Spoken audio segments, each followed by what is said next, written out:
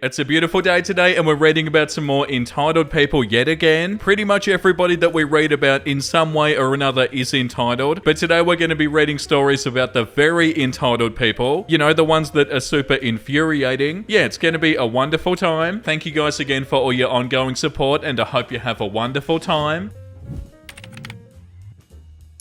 Karen gets shut down at a funeral. My mum died in 2011, right around the time that my paternal aunt Cookie was left by her husband after beating cancer for a third time. Now, my auntie's very physically changed because of all the chemo and radiation. She'd gained a lot of weight, lost most of her hair, and had aged a bit faster due to a lack of hormones from having every trace of womanhood cut from her body. I have extreme anxiety stemming from agoraphobia, so my aunt Cookie was my safe place for the duration of the whole event. This consisted of everyone being at my parents' summer house in Mexico, basically standing around, chatting, drinking, and eating everything inside. The funeral had every family member, plus people who were aunts and uncles that I'd never even met in my life. Not being a drinker and not knowing a lot of the people walking around, my aunt and I sat down to have a cigarette with each other and catch up on our lives and whatnot. Suddenly, while we're mid-sentence in her cancer update, a Karen that I'd never set eyes on in my life starts loudly going, "Ugh." She swats at the air like our cigarette smoke is even anywhere near her and makes a big fuss. Karen says, "Oh, that's so disgusting.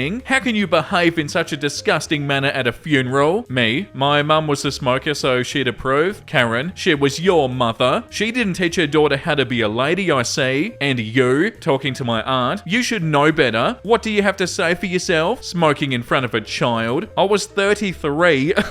My aunt Cookie takes off her sad cancer hat and strokes her small tuft of hair she still had left on the front, and booming her voice but not yelling says, "For all to hear, what's this gonna do? Give me cancer?" Karen looked uncomfortable after the hat came off, but still somehow managed to look insulted and walked away. I could hear the internal "re" here. After a millisecond of silence, I giggle snorted and I laughed until my side hurt. Everyone else in the room just sort of smiled, though I think I heard a few snickers. I asked my aunt, who was she? My aunt said, "I don't know, some weirdo that probably came for the free food." My aunt rocks. She's been in remission since 2012. Sorry if the wording is a bit strange as I'm recalling everything said and translating it to English. Yeah, probably the most common thing we see in stories like this is people not minding their own business when they should. Like, stay out of it, you know? You don't have to comment on bloody everything. It's so rude and frustrating. Like, I must let everybody know about this, even though it's people that I don't even know. Yeah, sorry you had to deal with stuff like this. Your aunt sounds like a legend. The next one says, the employee from hell finally gets herself fired in a hilarious way. Until about an hour ago, I had the employee from hell on my team. This woman couldn't show up on time in appropriate clothing to save her life, generally had a bad attitude, half-assed every task and would not shut up about her personal life. We've basically been waiting for her to do something egregious enough to merit a third write-up in 6 months, which results in almost automatic termination. So today she shows up late again and I was already in the middle of gleefully writing her up. Instead of apologising or at least getting to work right away, this idiot starts babbling about how she's so hungover and trying to tell everyone about her weekend exploits, but nobody paid any attention to her except my assistant, who rolled his eyes and sighed heavily and turned away. I had to take a call at that point, so I didn't see what happened next, but a few minutes after I hung up, the head of HR came into my office with a goofy smile on his face and closed the door. Apparently hungover Hannah, sorry I couldn't help myself, was insulted by our disinterest in her sad little life and marched into his office to claim that we were creating a hostile work environment by disrespecting her. He fired her on the spot. I didn't even have to divide up her tasks among the staff because they were so happy to see her go that they did it themselves before I even had a chance. Good riddance. Edit to add. This is too good not to add since you all enjoyed this little bit of a Monday snark. The guy who fired her took her into the little office we use for interviewing people, listened to her rant and said, "Okay, but you were late again today, so we're gonna have to let you go. Your paperwork is in process. You can hang out in here while we get everything together." My hero. Yeah, that's so frustrating, and they probably don't feel like they're doing anything wrong either. Like, oh, what do you mean you fired me? Come on. Yeah, I don't show up on time and I don't wear the right clothes and I have a bad attitude and I half-ass everything I do. But no, you're the problem for making a toxic work environment. Oh, sorry, a hostile work environment. Yeah, so frustrating. Okay, the next one is called This Lady Takes Pets That She Finds. So this is kind of short, but it happened to me and my neighbor. I live across the street from this lady who took my dog when she got out of the house. My dad went to talk to her and this is what I was told. "Dad, hey, can I get my dog back?" Entitled neighbor, "No, it's obvious obvious that you're mistreating them as they've run to me. Dad, no, she just got out. Dogs do that sometimes. Entitled neighbor, but I found them. They're mine now. Dad, look, if you don't give her back, then I'm going to call the cops. Entitled neighbor, fine, you can have them back. The police weren't called, but now she's been taking my neighbor's outdoor cat overnight. Everybody knows that this is their cat, not the entitled neighbors. Oh, that's so annoying. It's not your dog to begin with. You don't get to decide whether they get them back. Get the hell out of here. You can't just take somebody's dog. And the audacity to think that they can. And the part about the cat is hilarious. Like, oh, it's an outdoor cat, so they're sort of going outside of a nighttime. So I'm gonna pretend it's my cat of a nighttime. It's not hilarious, but it's hilarious that they think they can even do something like this. And yeah, nobody is going to be okay with something like this. You can't take people's pets. And yeah, definitely make sure your dog is microchipped and all that sort of stuff. I can't believe they think they can just take somebody's dog. Like, oh nah, they're mine now. No, they're not. The next one is called How Dare I Not Make Her Food. I'm a site supervisor at a preschool. One of my employees is so entitled. She drives me nuts. Last Friday, I mentioned I was going to make a sweet quick bread this weekend with some leftover apples another employee gave me. Our site nurse jokingly asked me to bring her some, which I didn't do. I didn't want to bring any good because I know this entitled teacher has dietary restrictions. Right as I walked in, the nurse asked me where her bread was, jokingly, and I told her I ate it all. About 10 minutes later, the teacher came to my desk and asked me if the best was gone. I didn't know that she had heard our conversation, so I had no idea what she was talking about. She explained and I told her that I didn't bring any. She got pissy at me and told me, well, if you're going to make some for the nurse, then you should have made enough for everyone. And remember, I can't have gluten, so you need to make some that's gluten-free. Oh my god, I love reading about this sort of stuff, but I'm so glad it's not happening to me. I told her I didn't make any for anyone other than myself, and I didn't bring any. She refused to believe that and said, I heard you give her some. You really need to be mindful that I can't eat that kind of stuff. So if you're bringing in food, you need to make sure I can eat it. No, they don't. They don't have to do bloody anything for you. What do you mean? I again explained that I didn't bring in anything and that I would not be bringing in any food items because I refuse to buy products I'll never use just to make her food. She rolled her eyes and walked away. Crap like this is why I stopped bringing in gifts and food. I understand that she has dietary issues, but you can't demand that someone makes you special food. I don't know, maybe I'm an a-hole. I have food restrictions as well, and I'd never demand others to cater to me. No, they're being so awful. You don't owe them anything, and they're acting like you do owe them something. Oh, you have to make this for me, and you have to make sure it's gluten-free as well.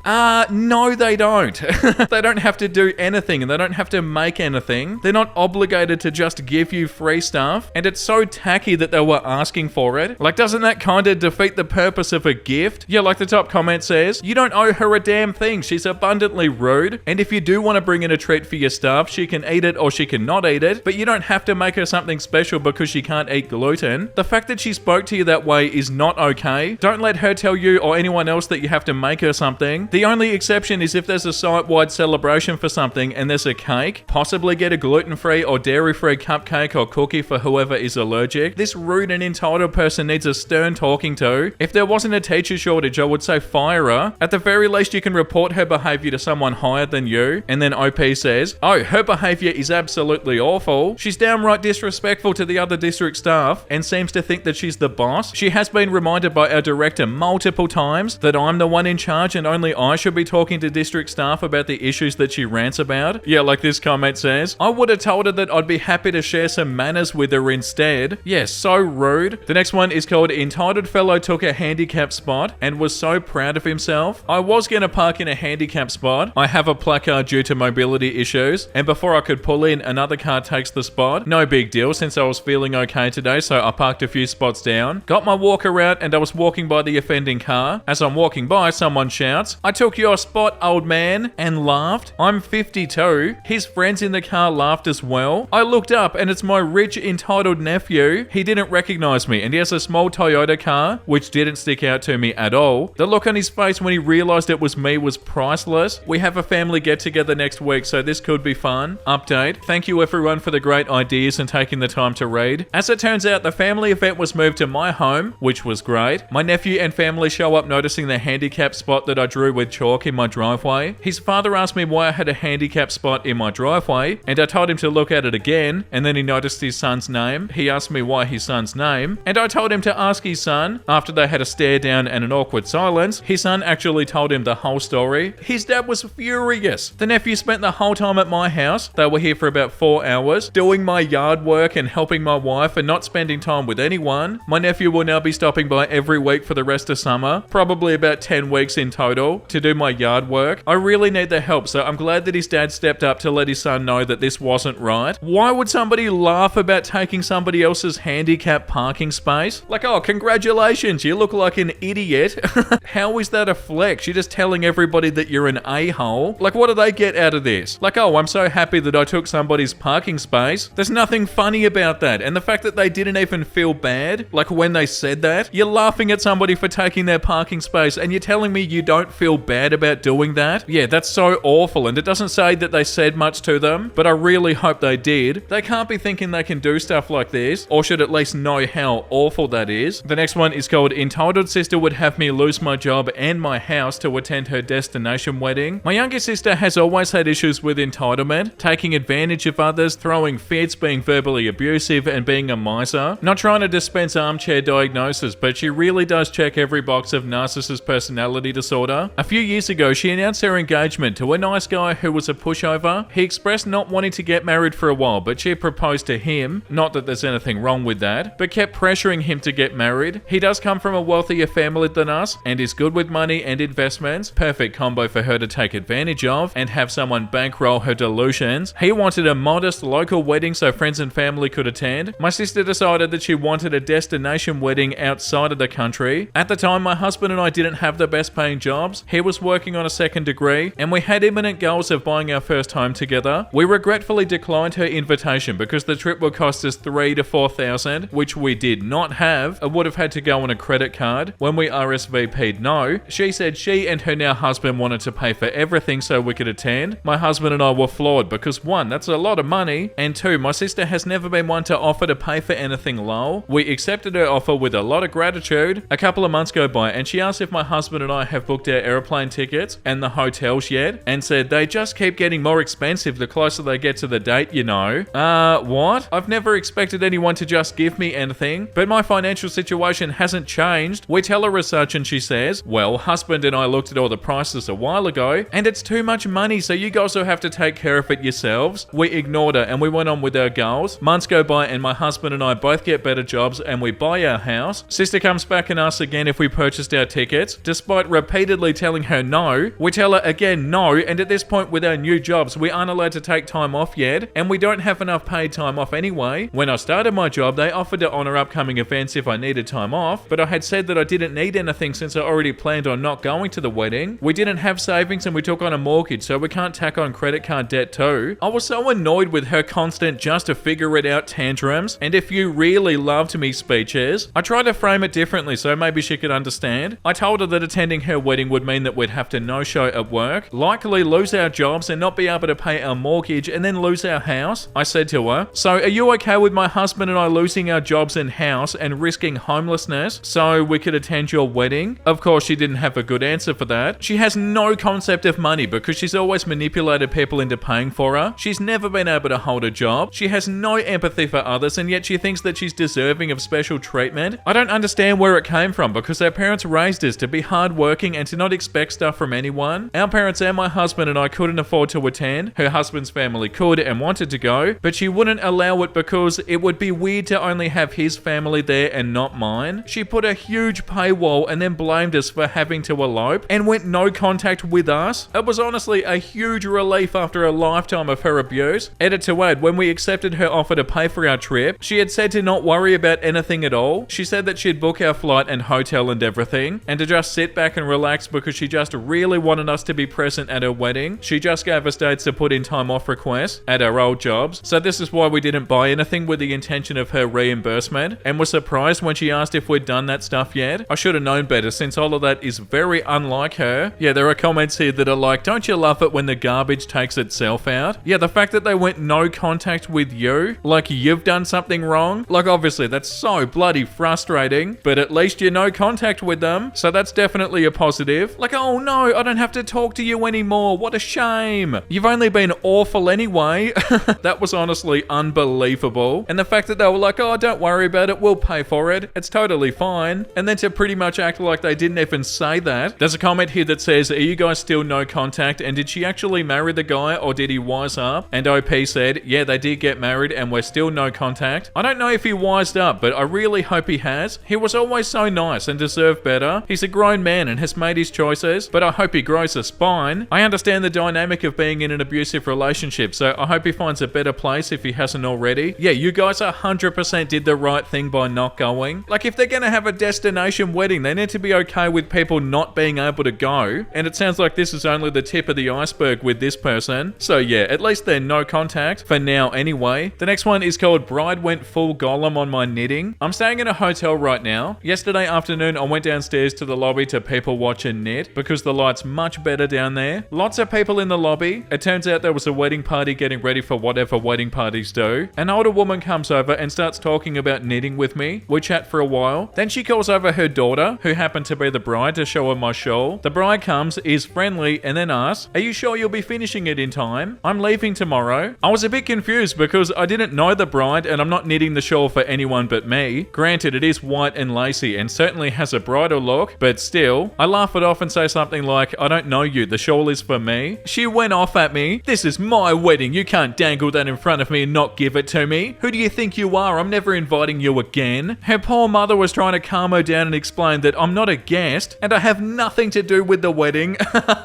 Oh my god. I was just standing there totally stumped. The bride finally walked away with a, I don't want your crap anyway. Oh my god, what's wrong with people? And went back to her group. From the looks I kept getting, she obviously told everyone that I was withholding wedding presents from the bride. The mother apologized and that was enough for me. But seriously, how can people be this delusional? Yeah, oh my god, not everything is about you. This is my wedding. You can't dangle that in front of me and not give it to me. And then they said, I'm never inviting you again. It's a random person. They don't know you or care. But no, they assume that everything's about them. That's so awful. And yeah, I feel like that's enough entitled people for today. I can't believe that. Imagine thinking that everything was about you and they still didn't understand it. And they're like, oh, I don't want your crap anyway. They're not making anything for you. You don't even have an option. Yeah, that's so infuriating. And on that note, it's definitely time to read something wholesome. This one is by thelittleworldofliz.com. Here's that moving box you asked me for. Where are you moving anyway? Into the box? Oh, that cute little face at the window. Okay, so I need to show you guys this picture of Nez, because that really reminded me of her. If I'm like outside or something, Nez will sit up at the window and look at me, and she's so cute. When your arthritis pills kick in, and you can finally start knitting sweaters again for your grandchildren. That's so cute. And also, I feel like I used to have those Hulk hands. When I was like 12, I feel like everybody had these, and I'm pretty sure if you punch something, they'd make a sound. But yeah, that's so cute. It's sweater knitting time. I found a house for me and my bestie. Oh, that's so cute. Could you imagine? Like, we get to see each other as much as we want, but we still have our own houses. I feel like this is what you do with your friend in like a Minecraft server or something, but in real life. That's so cute. 12-year-old me making an email that I'll use for the rest of my life. Yeah, how true is that? Like, what's an email? Okay, I'll make one and you use it forever. Like, yeah, I could make a new email, but I'm not going to. And they're always the most 12-year-old emails ever, as in they'll be super long or stupid. It'll be like skaterswagbro@gmail or something. And on that note, thank you for watching, everybody. I hope you had a wonderful time. And if you did and you want to see more episodes like this, make sure you like and subscribe. And the comment of the day today goes to Liz Tart from our latest malicious compliance episode. As a female master mechanic that has owned her own shop and managed several other shops, I can't tell you the number of times that men came in and would do just about anything rather than talk to me. One dude insisted on talking to my janitor, as he was the only other person in the shop at that time, but he was male and therefore must know more about cars than I did. It was a never-ending thing with these types. Yeah, and how awful is that? If you guys haven't seen that episode, there was a woman that was a mechanic, and this guy refused to let them work on their car because they weren't a man. The next one is called You Don't Want a Woman Working on Your Car? That's fine, but you're going to be waiting a long time. Many years ago, I worked at a car dealership. The attached service garage was small and I was the only licensed mechanic. I would occasionally have issues with male customers. They'd second guess my diagnosis and watch me while I worked on their cars, double check my work in the parking lot, etc. I didn't deal with customers directly, and I'd often get my apprentice to pull cars in and out of the shop for me. And yeah, so you've dealt with this as well, Liz. It's so awful too, because it would be super common, but yeah, hopefully less and less common. That sort of behavior is so sad. Okay, I'm out of here. Thanks again for all your support. support, guys. It means so much to me. Make sure you look after yourself and make sure you have a beautiful, amazing rest of your day. And you know what I'm about to say because I say it every single day. Bye!